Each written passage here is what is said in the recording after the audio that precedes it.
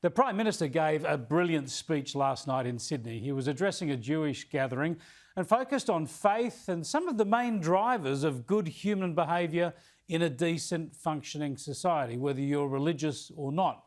It's terrific to hear political leaders share their core values in this way, explain what guides their thinking on governance.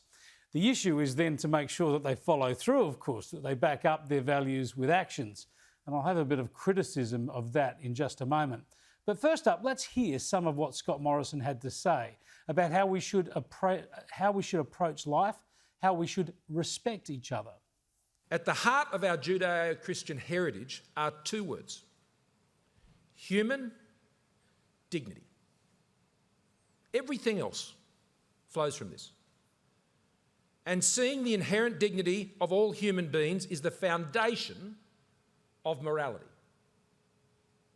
It makes us more capable of love and compassion, of selflessness and forgiveness, because if you see the dignity and worth of another person, another human being, the beating heart in front of you, you're less likely to disrespect them. Yes, indeed. Who could argue with this? Human dignity is crucial. If we have it, we're going to respect others. And respect, of course, is vital, which is why it was also encouraging to hear the Prime Minister call out the toxic impact of identity politics, because it tends to diminish human dignity, categorising people by factors like race or sexuality rather than by their own individual worth. You are more, we are more individually, more than the things others try to identify us by, you by, in this age of identity politics. You are more than your gender. You are more than your race. You are more than your sexuality. You are more than your ethnicity. You are more than your religion, your language group, your age.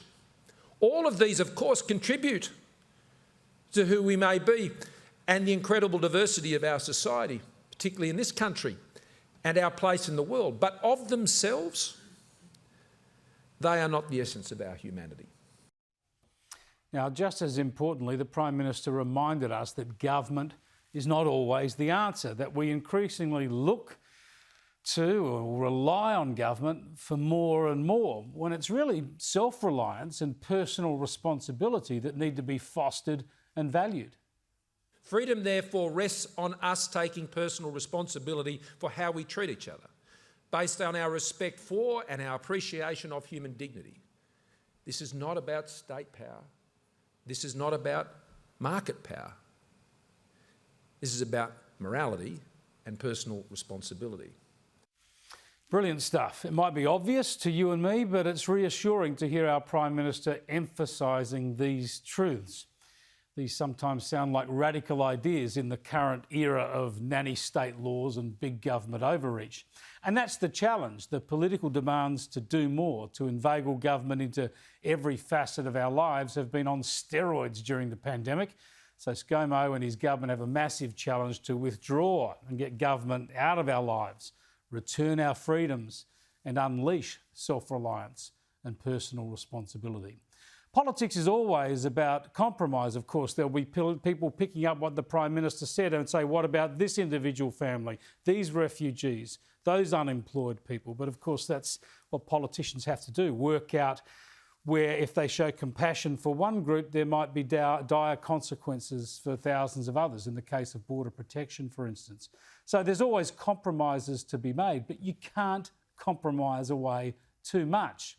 And this is where I'm very critical of something the Prime Minister has said and done today. I've told you all week that I don't agree with the government blocking Australians coming home from India. The risk is overstated because India has lower infection rates than Europe and the US had last year, for instance, and anyone returning would go through quarantine for 14 days anyway. And it's just every Australian's right to be able to come home. We are, they are, you are, all Australians, apparently. Well, some Aussies, they happen to be cricketers this time, they found a way around the Morrison government's ban, flying home today from India via Doha. And the government is now boasting about closing off that route. Is this a loophole? Well, it's one that became apparent to us on Wednesday, and it was closed off at about 7 o'clock Wednesday evening. That flight that the cricketers were on managed to get away just before that.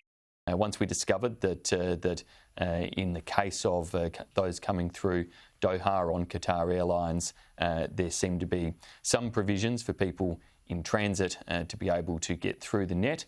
We acted to make sure that that has been closed as well. Wow.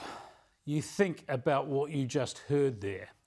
That is the Prime Minister and one of his senior ministers boasting about keeping Australians out of Australia.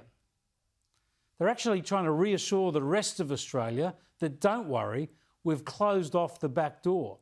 We'll stop other Australians in India from coming home. What have we become as a country? How paranoid have we become? No one deserves special treatment, not cricketers, not anyone. But no Australian deserves to be blocked from returning to their own country. We've just cut off the loophole, they call it, cut off the opportunity for Australians to come home. That Australian passport you've got, probably in the drawer back home now, it's suddenly worth a lot less, isn't it? For the past year, it hasn't been any good for most of us to travel overseas. We understand that. But now, suddenly, it doesn't even entitle you to come home? An Australian passport? Worthless when you're overseas? It's a sad day for this nation.